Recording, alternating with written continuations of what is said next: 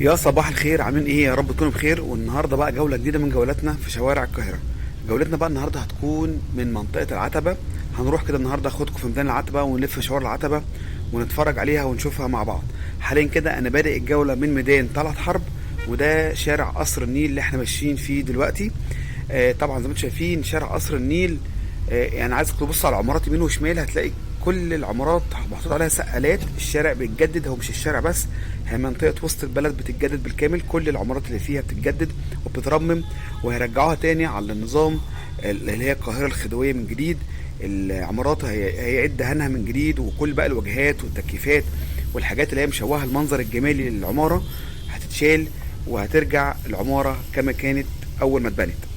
عايزكم كده طول الطريق وانا بتكلم، عايزك تبص كده يمين وشمال، هتلاقي كل العمارات بلا استثناء معمول فيها سقالات عشان عمليه التجديد والترميم للعماير اللي موجوده في وسط البلد. طبعا دي حاجه حلوه جدا، وحاجه احنا بصراحه الواحد بيسعد لما بيشوف الحاجات دي، ان فيها اهتمام كبير يعني بترميم الاثار بتاعتنا وتجديد الشوارع بتاعتنا والتاريخ بتاعنا والتراث بتاعنا. وسط البلد ان شاء الله قدام هتبقى حته تانية خالص، زي اللي احنا شفناه في ميدان التحرير ونظام الاناره الجميل اللي معمول فيه. برضو كل الميادين اللي موجوده زي ميدان طلعت حرب، زي ميدان مصطفى كامل، كل برضو الميادين دي هتتنور بنفس الاضاءه والتنوير اللي معمول في ميدان التحرير. كده احنا زي ما قلنا احنا في شارع قصر النيل. شارع قصر النيل ده بيبتدي معانا من اول ميدان التحرير، وبينتهي بينا في شارع الجمهوريه. وحاليا كده احنا عند شارع شريف باشا، كان على يميننا البنك المركزي، وكان على شمالنا كده عمارة الإيموبيليا المشهورة. وكده احنا مكملين، هيبقى التقاطع جاي جواد حسني. بعد كده هنوصل لميدان مصطفى كامل. وميدان مصطفى كامل برضو من الميادين الجميلة اللي تحب تتفرج عليها، وشكل العماير اللي هي تعتبر على شكل قوس كده أو نص دايرة، شكلها جميل جدا. ومن بعد بقى مصطفى كامل هنوصل بقى لشارع الجمهورية، ومنه بقى لميدان الأوبرا، ونكمل جولتنا وندخل لميدان العتبة إن شاء الله. طبعا الميدان اللي جاي احنا قلنا ده ميدان مصطفى كامل. التقاطعات بقى اللي فيه هيبقى شارع محمد فريد اللي هو هيقطعنا كده. كده ايه، انتوا مش شايفين ايدي؟ كده اللي هو الشارع جاي يمين ده، وشمال هيبقى ده محمد فريد. طبعا محمد فريد انا كنت عامل جوله عنه قبل كده. شايفين بقى جمال المعمار هنا، والعماره اللي في وشنا الجميله قوي دي والوانها الجميله. زي ما قلنا بقى احنا يميننا وشمالنا ده محمد فريد، وشمال كده محمد فريد الشارع بيكمل لحد شارع رمسيس، بس بيكمل باسم شارع عماد الدين. وشارع محمد فريد وعماد الدين ده انا كنت عامل عنه جوله قبل كده، لو حابب تتفرج عليه شارع جميل جدا. طبعا احنا كده برضو مكملين في شارع قصر النيل.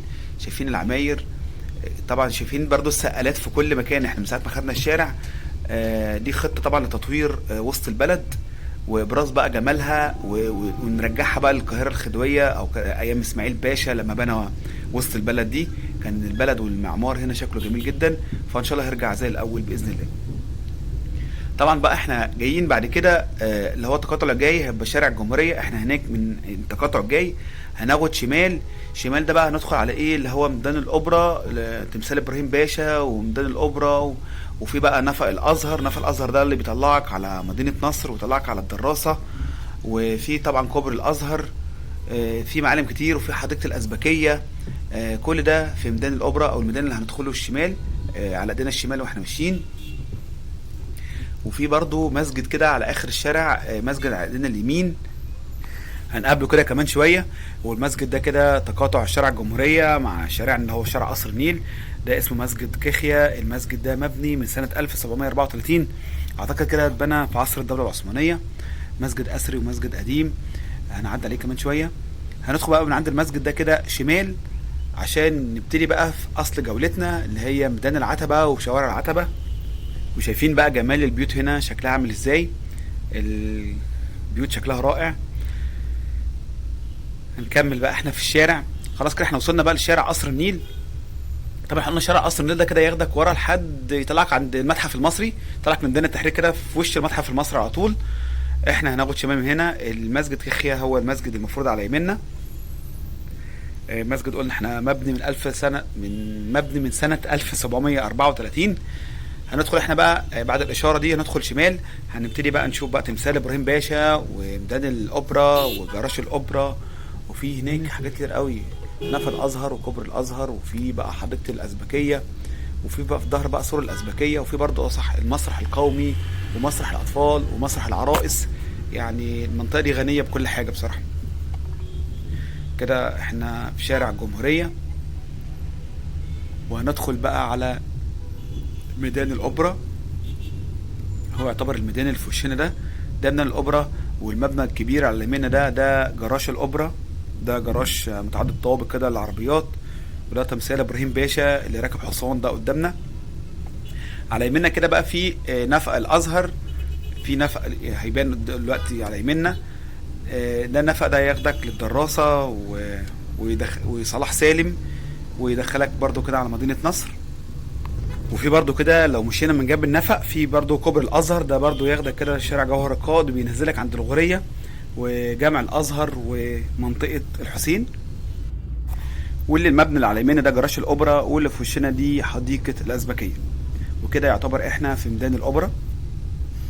احنا هناخد يمين الجاي. لما نمشي يمين هيكون بقى على شمالنا ايه بقى؟ على شمالنا احنا قلنا حديقة الازبكية، وهيبقى في برضو اللي هو مسرح العرائس والمسرح القومي وفي برضو سور الازبكية. ده بقى السور الازبكية ده ويعتبر من اشهر الاماكن عندنا هنا اللي يعني بيع كتب والمجلات كده المستعملة. كده خلاص احنا كده داخلين على ميدان العتبة، والكوبري على شمالنا ده كوبري الازهر برضو.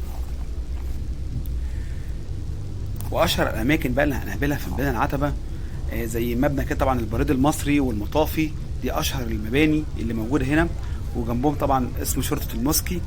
الثلاثه دول كده على ناصيه شارع عبد العزيز.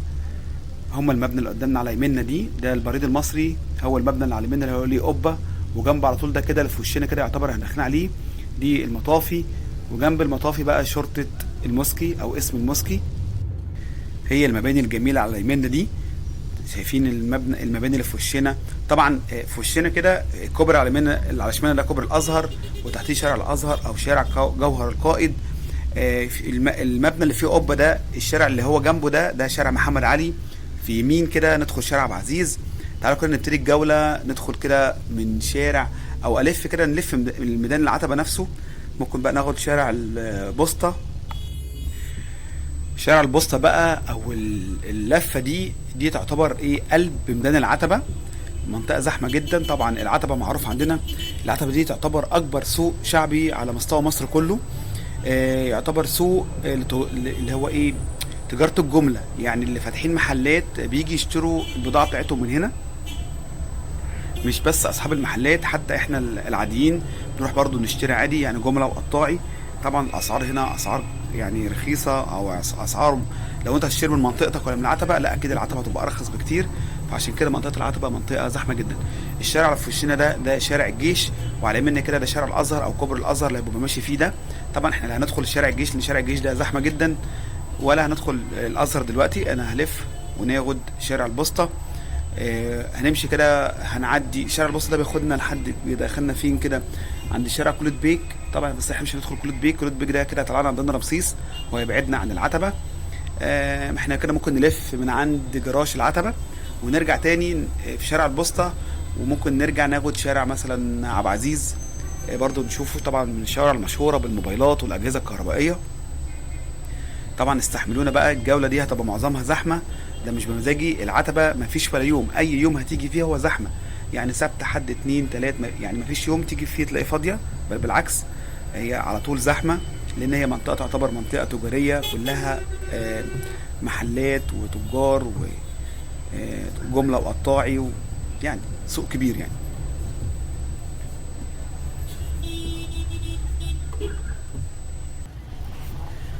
وهنا بقى زي ما انتم شايفين هنا بقى البائع الجائلين او البياعين اللي بيبيعوا على الرصيف او الشارع. هتلاقي اكتر حاجه بتميز منطقه العتبه هنا. منطقه طبعا زحمه جدا. المنطقه هنا تلاقي يعني العتبه تلاقي فيها كل حاجه، يعني من الابره للصاروخ. كل شارع او كل منطقه هتلاقيها متخصصه في حاجه معينه. في شوارع معينه لو انت عايز مثلا اجهزه كهربائيه يبقى هتروح شارع كذا. عايز مثلا ادوات كهربائيه زي النجف زي اللمض زي السلوك هتلاقي برضو منطقه معينه بيتباع الحاجات دي. طب انت بقى عايز ملابس وهدوم وجزم وحاجات من دي هتلاقي منطقه معينه او جزء معين من العتبه بيبيع الحتت دي. يعني تلاقي كل جزء فيها متخصص لبيع شيء معين. ودي بصراحه حاجه كويسه وحاجه مميزه يعني. طبعا المبنى اللي في وشنا ده المسرح القومي. المسرح القومي بقى ده في ظهره هتلاقي مسرح الطليعه ومسرح العرائس. في الجزئيه اللي في وشنا دي هتلاقي في كذا مسرح، وبرده في ظهرهم سور الازبكيه اللي هو قلنا اللي هو بيبيع الكتب القديمه. وعلى يمنا شويه كده ده جراج العتبه، اللي هو من عند جراج العتبه لو دخلت بالشارع على جراج العتبه دخلت على مترو العتبه، محطه مترو العتبه. وطبعا دي اقرب حاجه تدخلك العتبه هو محطه المترو العتبه. طبعا احنا هنلف، احنا كده برضو لسه في شارع البوسطه، وشايفين بقى حجم البياعين والبضاعه والزحمه والناس. كل الناس على فكره من جميع الطبقات والله، يعني مش فقير بس، لا هتلاقي اللي انت بصيت بعينك كده على الناس هتلاقي من جميع الطبقات موجوده.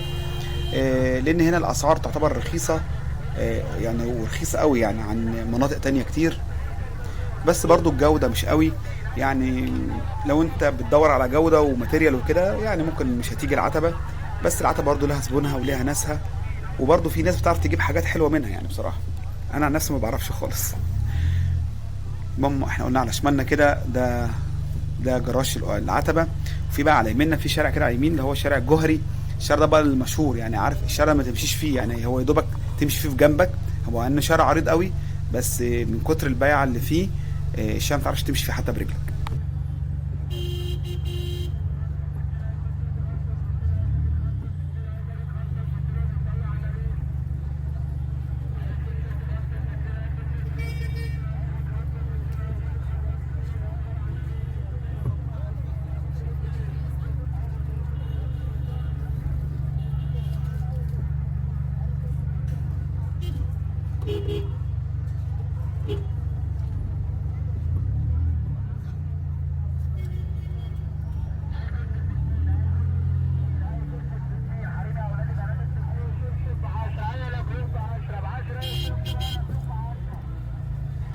وهنا كده بقى يعتبر وصلنا عند الشارع الجوهري اللي هو الشارع على يمنا اللي هو الشارع الزحمه جدا ده، لو قلنا ما تعرفش تمشي فيه حتى برجلك.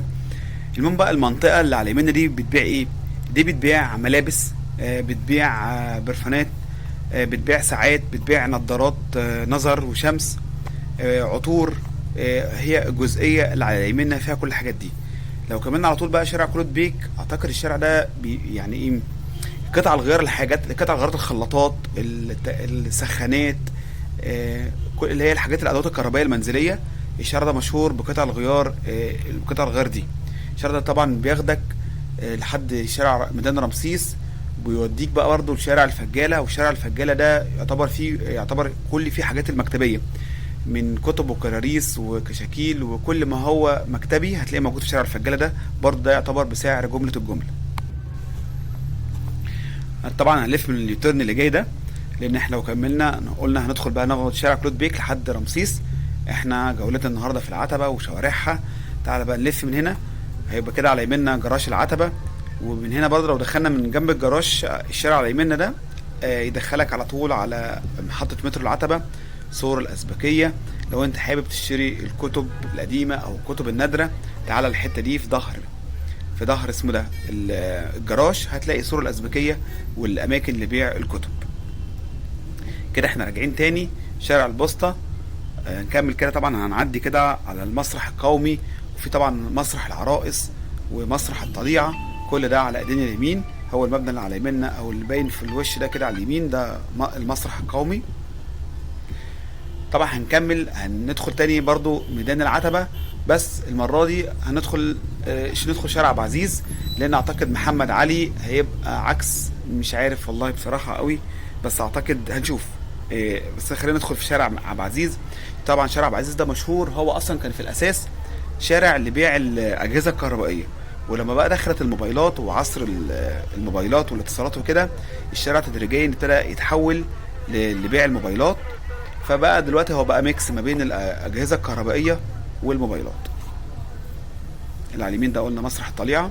هنعدي احنا كده تحت من عند كوبري الازهر وندخل ميدان العتبه ونكمل فيه، وهنعدي بقى على المطافي وهنعدي على هيئه البريد المصري.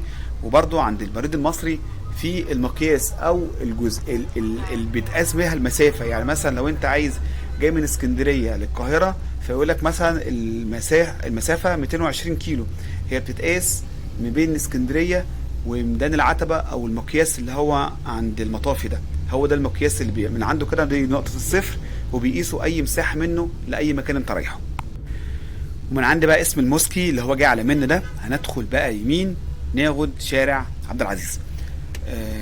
طبعا يميننا كده خالص هيبقى عبد العزيز، اللي في وشنا الشارع اول شارع اليمين ده اللي قدامنا قدام الكاميرا ده شارع محمد علي.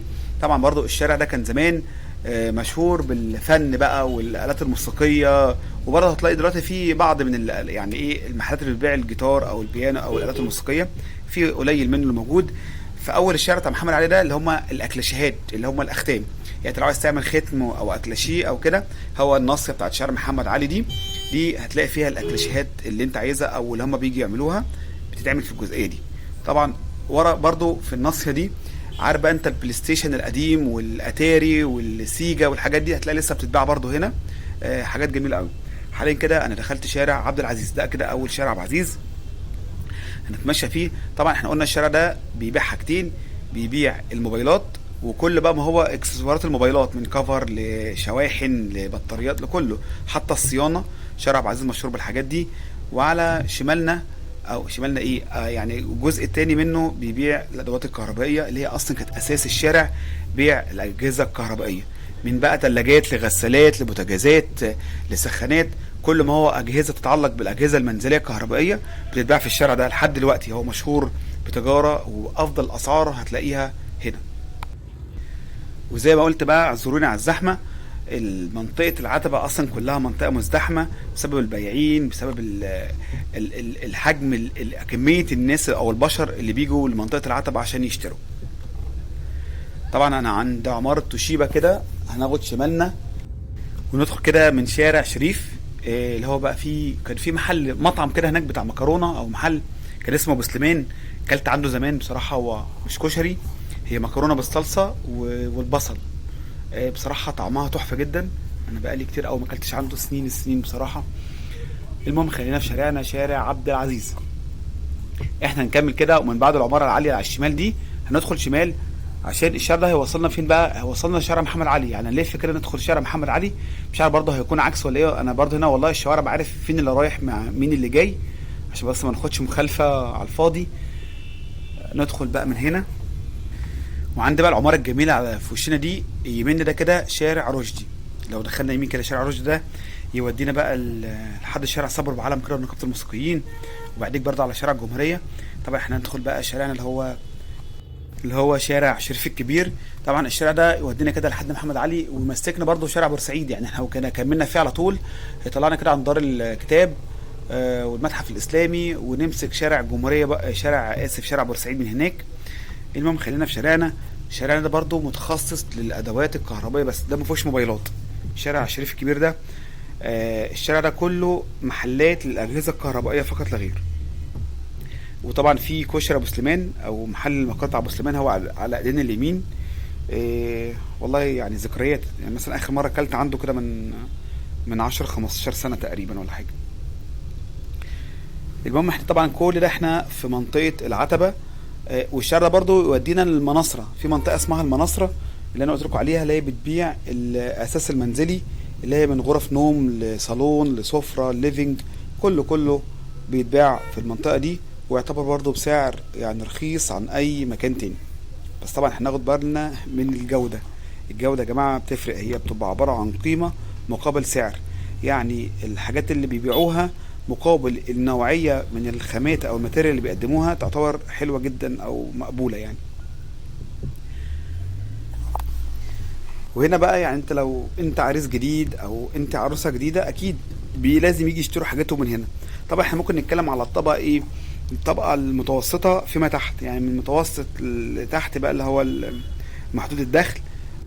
يعني لو عايز تشتري بافضل سعر اكيد هتيجي هنا. على فكره مش اجهزه كهربائيه بس، برضو لبس، برضو عطور، اي شيء انت محتاجه موجود في العتبه زي ما قلنا يعتبر من اكبر الاسواق الشعبيه في مصر كلها. مفيش في مصر سوق زي كده غير بورسعيد. يعني بورسعيد اللي هو السوق الحرة والحاجات دي حاجة تانية، وكمان مختصة في الملابس.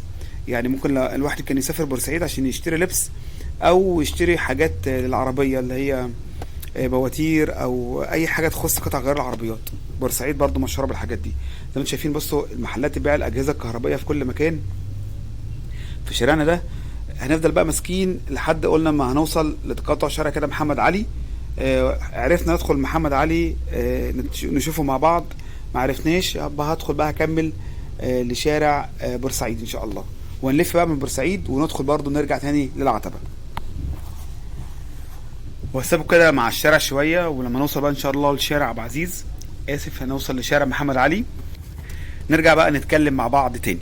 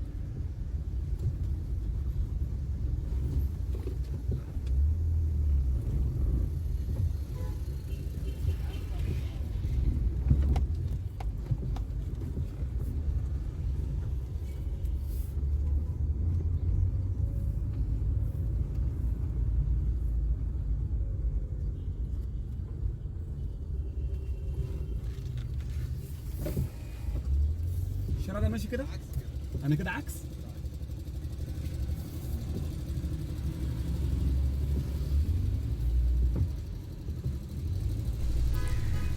للاسف الشارع كده هيبقى عكس. طبعا الشارع لو كنا خدنا شمال اللي هو شارع محمد علي كنا وصلنا تاني لميدان العتبه، بس مفيش مشكله، كل الشوارع بتودي برضو العتبه.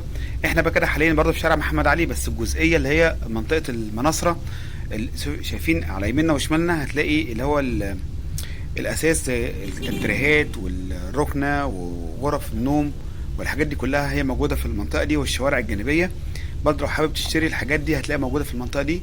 ادخل انت بس شارع محمد علي واطلع كذا لحد نصه، هتلاقي بقى بيبتدي معاك غرف النوم والاساس يظهر معاك، واللي هم المحلات اللي بتبيع الحاجات دي اللي انت شايفينها كده يعني يمين وشمال هتلاقي كلها اساس منزلي. في بقى على شمالنا دي دار الكتاب او دار الكتب المصريه، ودار الكتب ده بقى فيه تقريبا متهيألي 57,000 مخطوط أثري، اللي هو ما بين بقى برديات وحاجات أثرية، مخطوطات بقى في كل العلوم. والمكتبة دي نشأت سنة 1870. مكتبة ضخمة جدا، هي كبيرة يعني. احنا هنشوفها من الناحية التانية من شارع بورسعيد واحنا ماشيين كده، وهيكون برضو قدامها قدام المتحف على طول مديرية أمن القاهرة، أو الجزئية اللي في الظهر كده في اللي هو متحف الفن الإسلامي. برضه لما نلف كده ونرجع الناحيه التانيه هيكون على شمالنا واحنا ماشيين واحنا راجعين يعني متحف بقى الفن الاسلامي. برضه ده متحف جميل جدا بصراحه، يعني ده بيحكي كده ايه تاريخ كده من اول العصر الاموي للعباسي للفاطمي والممليكي او المملوكي والعثماني لحد وقتنا هذا. المتحف بصراحه رائع. متهيألي تذكره الدخول كان ب 20 جنيه، ولو انت معاك كاميرا بتدفع 20 جنيه كمان. يعتبر برضه تذكره الدخول مش غاليه، سعرها مناسب وكويس. المهم كده احنا في تقاطع، يعني يعتبر كده احنا خلاص اخر شارع محمد علي. يميننا ده كده ده شارع سامي البارودي، هنكمل كده على طول ده شارع بورسعيد. لو دخلنا شمالنا كده هيكون داخلين على شارع احمد ماهر اللي هو عند مديرية امن القاهرة. عموما احنا هنكمل في شارعنا وهناخد اول يوتيرن عشان نرجع تاني وندخل برضو بيه للعتبة. وزي ما قلنا كده احنا في شارع بورسعيد، وشارع بورسعيد ده يعتبر من اطول الشوارع اللي موجوده في القاهره. الشارع طويل جدا. الشارع ده كده لو مشينا بيه على طول هياخدنا لحد ميدان السيده زينب ومسجد السيده زينب. طبعا احنا هناخد يوتيرن ونرجع تاني. والشارع ده كان الاول كان اسمه شارع الخليج المصري، واتغير لاسم شارع بورسعيد سنه 1957. والشارع ده يا جماعه اللي احنا ماشيين فيه اصلا كان يعتبر خليج مائي او ممر مائي. ده اتحفر كده في عصر الرومان، وبرضه كان الناس بتقول اللي هو اتعمل في عصر الفراعنه، كان بينقل البضايع من النيل للبحر الاحمر، وسموه ساعتها بخليج ترجان. وبعد كده بقى عند الفتح بقى العربي لمصر اتردم جزء كبير منه. يعني بيقولوا القصه بتقول ان عمرو بن العاص حس ان الشارع ده مهم جدا او الخليج ده مهم جدا، فقام بقى بشقه من جديد واتبنى من جديد. طب قبل ما اكمل الحكايه، المسجد بقى اللي على اليمين ده ده مسجد الامير يوسف اغا، ده اتبنى سنة 1625 ميلاديا. وحاليا كده قدامنا مبنيين، المبنى اللي على اليمين ده مديرية امن القاهرة، والمبنى اللي على الشمال ده متحف الفن الاسلامي.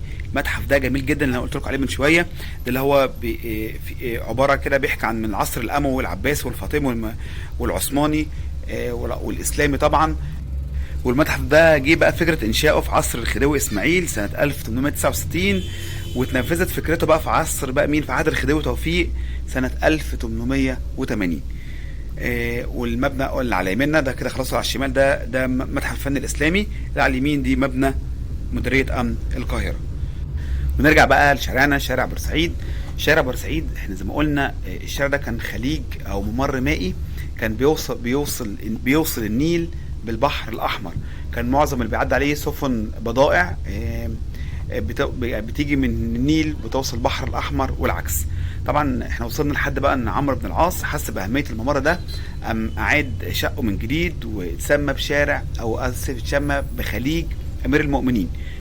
وكان ساعتها بقى من اهم الشرايين المائيه اللي بتربط النيل بالبحر الاحمر، والبضائع بقى كانت بتروح للحجاز وبتيجي من الحجاز، وغلال بقى وقمح، وكان موضوع كبير كده يعني. المهم بقى مع السنين بقى تمر وكده، وجي بقى في عصر عبد العزيز بن مروان الخليج ده اهمل تماما واعتبر اتردم. جه بقى في عصر جوهر الصقلي اعاد بقى احياء الشارع ده من جديد، واسف برضو انا برضو بسميه شارع اللي هو الخليج او الممر المائي احياء من جديد. طب هنقطع بس شويه، طبعا ده كوبري الازهر. لو دخلنا يميننا طبعا هكمل على طول برضه في شارع بورسعيد، لو دخلت يمين كده هيوديني لمنطقه الحسين والازهر الشريف، ولو خدنا شمال كده هيوديني ميدان العتبه. خلينا نكمل كده شويه في شارع بورسعيد لحد ما نوصل بقى لباب الشعريه، ونلف كده ناخد شارع الجيش وندخل ميدان العتبه من شارع الجيش. المهم بقى نرجع برضو لموضوعنا عن شارع فم الخليج، شارع الخليج المصري او شارع بورسعيد. ومعلش برضه اول ما ادخل في شارع بورسعيد المبنى او المسجد الجميل اللي قدامنا ده، المسجد ده من ايام العصر المملوكي، ده مسجد الامير يحيى زين الدين. المسجد ده مبني من سنه 1444 ميلاديه. ما شاء الله والله يا جماعه، اثار يعني لازم نهتم بيها اكتر من كده بصراحه. المسجد مهمل على الاخر وحاجه يعني في قمه الروعه، شكله جميل جدا. المهم بقى نرجع بقى لشارعنا، شارع بورسعيد. جه بقى جوهر الصقلي برضو اعاد احيائه من جديد برضو، بس بقى سماه شارع الخليج المصري. وفي برضو بعد عصر جوهر الصقلي الشارع ده برضو اتسمى اكتر من حاجه، اتسمى مثلا الخليج الحكمي وخليج اللؤلؤه، بس بعد كده رجع تاني لاسمه الاساسي للخليج المصري. وفي سنه بقى 1899 للاسف الشارع ده اتردم خالص وبقى شارع، ما بقاش ممر مائي، اتسمى باسم الخليج المصري لحد سنة 1957. وبعد بقى ثورة يوليو اتسمى شارع باسم شارع بورسعيد نسبة لمدينة بورسعيد. طبعا الشارع ان شاء الله في اقرب فرصة بصوره. شارع بورسعيد ده من اهم الشوارع او الشرايين الرئيسية في مصر، بصوره لكم ان شاء الله في اقرب فرصة. ونرجع بقى لجولتنا. حاليا كده المنطقة اللي على يمنا دي منطقة الموسكي، والجزئية اللي على يمنا دي خاصة، ده اسمه سوق المكياج. يعني ده كل اي مكياجات بتتباع هنا، برفيوم بتتباع هنا، شامبوهات، اسبريهات، كله في المنطقه اللي على يميننا وشمالنا دي. هنكمل طبعا احنا على طول لحد ما نوصل لميدان باب الشعريه، ومن عند بقى ميدان باب الشعريه هناخد ترن كده ونرجع شمال وندخل بقى شارع الجيش. شارع الجيش ده من ارخم الشوارع اللي ممكن تمشي فيها بعربيه. الشارع ده على طول زحمه، فهنحاول بقى لما ادخله نبقى نجري كده الفيديو في الحته دي لحد ما نوصل ان شاء الله لميدان العتبه تاني من جديد. واعتقد خلاص يعني لما نوصل لميدان العتبه تاني، لو مش ما ينفعش ندخل شوارع تاني، خلاص الفيديو هيبقى طويل قوي. احنا داخلين على نص ساعه ولسه قدامنا شويه كمان، عشان بس الفيديو ما يطولش قوي لان الفيديو هيطلع طويل. المهم انا حاولت بقدر الامكان ان انا افرجكم على العتبه وشوارعها او الاماكن الحيويه فيها. العتبه فيها اماكن كتير، بس للاسف ما ينفعش تتمشي بعربيه، لازم تتمشي على الرجل وتدخل، لان هي عباره عن حواري، والحواري دي جواها بحر من المحلات، ويعني حاجه بصراحه العتبه دي منطقه بحر يعني اي حاجه زي ما قلنا عايزها هتلاقيها موجوده في العتبه هنا. واصلا بقى يعني هو الاسم الصح للعتبه هي كانت اسمها العتبه الخضراء، واصلا قبل ما تبقى العتبه الخضراء كانت اسمها الاول زمان اسمها العتبه الزرقاء. ده بقول لك كان بسبب بقى ان كان في قصر هنا كان اسمه قصر طاهر باشا، وكان ليه عتبه ضخمه كده كان لونها ازرق، فتسمى المنطقه دي اتسمت بالعتبه الزرقاء. ولما جه بقى اللي هو عباس باشا الاول، جه هد العتبه دي خالص وبناها من جديد ودهنها باخضر، لان هو كان بيتشائم من اللون الازرق، واتسمت بعد كده بالعتبه الخضراء. اتبدل اسمها من العتبه الزرقاء بقت اسمها العتبه الخضراء، وفضلت بقى باسم العتبه الخضراء ده لحد وقتنا هذا. بس يعني اتغير اسمها اكتر من مره. يعني ميدان العتبه ده كان اسمه ميدان فريده. فريده دي بقت تبقى مين؟ كانت مرات الملك فاروق. الملك فاروق كده لما مسك حكم مصر كده سنه 1937 اتجوز كده بعد 6 شهور، اتجوز من الملكه فريده، ويعني دليل عن حبه ليها سمى ميدان العتبة الخضراء باسم ميدان الملكة فريدة. وفضل ميدان العتبة الخضراء باسم الملكة فريدة لمدة 11 سنة لحد ما انفصلوا هما الاتنين عن بعض. والموقف ده كده بيفكرني شوية بفيلم اسماعيل ياسين اللي هو فيلم العتبة الخضراء اللي هو كان سنة 1959 ده، لما كان متجوز زينات صدقي اللي هي عديلة، وكان عايز يغير اسم الميدان من ميدان العتبة الخضراء لميدان عديلة لحبه لمراته، يعني اللي هي كانت زينات صدقي في الفيلم. يعني حاجات كده بترجعنا كده لزمان والكوميديا بتاعت زمان. كده حاليا خلاص احنا زي ما قلنا احنا كده برضو احنا لسه في شارع بورسعيد، هنمشي فيه لحد ما نوصل لميدان باب الشعريه، ومن عند باب الشعريه هنلف شمال وناخد شارع الجيش. ولو انت بقى في ميدان العتبه نفسه هتلاقي اشهر الاماكن اللي في الميدان نفسه طبعا سوق العتبه اللي هو حوالين الميدان، طبعا في المسرح القومي. المسرح القومي ده مبني من 1869 وده شفناه مع بعض في اول الحلقه. وفي طبعا مسرح العرائس ومسرح الوطن للاطفال، وفي حديقه الازبكيه، وفي طبعا المطافي، وفي اسم الموسكي، وفي المقياس اللي احنا قلنا عليه اللي هو عند البريد المصري اللي هو منه بتقاس الكيلومتر او المسافات من القاهره لاي مكان تاني. كده احنا حاليا في باب الشعريه ومنطقه باب الشعريه. احنا هنلف كده من اليوتيرن الجاي ونرجع نمسك شارع الجيش، وربنا بقى ايه يقوينا على شارع الجيش ده، لانه شارع زحمه جدا ورخم بصراحه، انا ما بحبش امشي فيه. بس مفيش شارع تاني يدخلني العتبه غير شارع الجيش من المنطقه دي. ولو قلت برضه في منطقه العتبه اشهر بقى الاماكن اللي ممكن تقابلها زي سوق الازبكيه، قصدي اسف سور الازبكيه. سور الازبكيه ده هو من اشهر الاماكن اللي هي بتبيع الكتب القديمه والمجلات برضه القديمه. وفي طبعا سوق الموسكي اللي احنا لسه معدين عليه. سوق الموسكي ده بيبيع حاجات كتير جدا، من برفيوم لحاجات ادوات تجميل لمستحضرات تجميل برضه لملابس لاواني اللي هي الاطباق والحاجات اللي هي المنزليه دي. وعندك ايه تاني برضو اللي طبعا في اللي هو المسرح القومي اللي هو في الميدان ده من المسارح المشهوره في العتبه. في طبعا شارع عبد العزيز اللي احنا مشينا فيه. شارع عبد العزيز ده يعتبر المركز الرئيسي او المورد الاساسي لتجاره الاجهزه الكهربائيه والموبايلات في مصر عندنا هنا. وبرضه عندنا في بقى حمام التلات، وفي هيئه البريد المصري، وفي المناصره اللي احنا برضه عدينا عليها مع بعض اللي هي بتبيع بقى الخشب والاساس وغرف النوم والسفره وكل بقى هو اساس البيت. وفي برضه شارع محمد علي ده بيبيع بقى اللي هي الالات الموسيقيه، بيعتبر برضه يعني ده مركز لصناعه الاختام في مصر اللي هي الحاجات الاكليشيهات. وفي برضه ميدان الاوبرا اللي احنا عدينا عليه في اول الجوله. ميدان الاوبرا اللي هو عند جراج الاوبرا وتمثال ابراهيم باشا اللي هو نجل محمد علي باشا. طبعا في برضو عدينا على نفق الازهر. نفق الازهر ده لو بياخدك للدراسه. وعندنا ايه احنا مرنا حاجات كتير والله. برضو على فكره برضو الجزئيه اللي عند نفق الازهر دي في ممر كده للساعات، يعني انت عايز تصلح ساعه عايز تشتري ساعات، الممر ده برضو مشهور ببيع الساعات وتصليحها. وبرضو عند نفق الازهر على اليمين هتلاقي جزئيه كبيره اللي هو الاضاءات والانارات واللي هي الحاجات اللي هي الكهرباء اللي هي الحاجات زي الوشوش الكهرباء اللمض كل ما هو يخص الكهرباء المنزليه. برضو الجزئيه دي برضو مشهوره بالحته دي. وبرضو في شارع هناك اللي هو يعتبر في ظهر اسم الموسكي، لو مشيت فيه اللي هو في الظهر كده شارع صغير يوديك لحد شارع الصنباطي اللي هو يطلعك على ميدان او شارع الاوبرا على طول او ميدان الاوبرا كده. عشان ما ننساش احنا كده في شارع الجيش، ونحب كده نرجع بجولتنا احنا بدينا منين عشان برضو تبقى عارفين. انا بديت الجوله بالظبط من عند ميدان طلعت حرب، خدت شارع بقى طبعا قصر النيل، وشفنا بقى منطقه وسط البلد والتجديدات الكبيره اللي بتتعمل فيها وكميه السقالات اللي على العمارات هناك وتجديد كل العماير اللي موجوده في وسط البلد. وان شاء الله لما يخلص التجديد ده هبنزل اصور لكم منطقه وسط البلد بالكامل، ونشوفها بعد التجديد بقى شكلها عامل ازاي. حاجه بصراحه ان شاء الله انا حاسس تبقى حاجه كويسه جدا وجميله.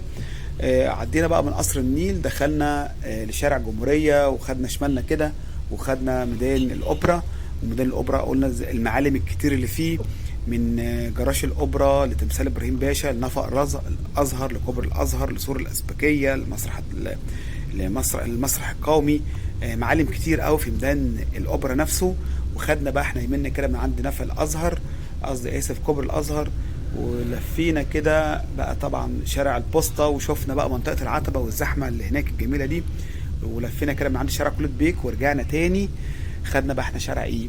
احنا رجعنا خدنا شارع ابو عزيز وتعرفنا عليه طبعا. شارع ابو عزيز ده اللي هو سوق الموبايلات والاجهزه الكهربائيه. وبعد كده خدنا شارع شريف الكبير اللي هو كله برضو اجهزه كهربائيه، لحد ما طلعنا شارع محمد علي. ومن محمد علي خدنا شارع بورسعيد مشينا فيه، وكلمتكم برضو نبذه عن شارع بورسعيد وتاريخه. وان شاء الله قريب هبقى اصور لكم شارع بورسعيد. الشوارع ده مع انه رغم قديم جدا جدا جدا، بس المميز فيه ان هو شارع عريض يعني، ودي حاجه مميزه يعني. شارع عريض جدا لانه هو كان في الاساس ممر مائي واتردم وبقى شارع رئيسي او شارع شرياني في قلب القاهره. طبعا بقى من شارع بورسعيد مشينا لحد باب الشعريه لحد ما وصلنا لشارع الجيش اللي احنا فيه. ولو حابب تتفرج على فيديوهات تانية ممكن ترجع لفيديوهات القناه، هتلاقي اكتر من 110 فيديو لاماكن كتير في القاهره، من اماكن تراثيه واسلاميه لاحياء شعبيه لاحياء حديثه حتى المحافظات تانية غير القاهره. لو حابب تتفرج على الفيديوهات دي ادخل على فيديوهات القناه، هتلاقي كل الفيديوهات دي موجوده فيها. ولو الفيديو ده عجبك شجعني باشتراكك في القناه واعمل سبسكرايب واعمل لايك للفيديو عشان يوصل لاكبر عدد من الناس. وزي ما انتم بقى شايفين الشوارع زحمه ازاي، والشارع ده بالذات زحمه ازاي. يعني انا بصراحه مش عايز ادخله، بس برضو الشارع ده يعتبر من الشارع المهمه جدا جدا من اماكن العتبه واسواق العتبه اللي موجوده. وما ينفعش نكون بنصور العتبه ومعالمها وما نصورش شارع الجيش. المهم عشان الشارع زحمه تعالوا نجرب الفيديو شويه كده، وبرضو يعني مع تجربه الفيديو انت ممكن تشوف ان الفيديو هو متصور عادي يعني. نجري شويه ونبقى نرجع بعد التجريه.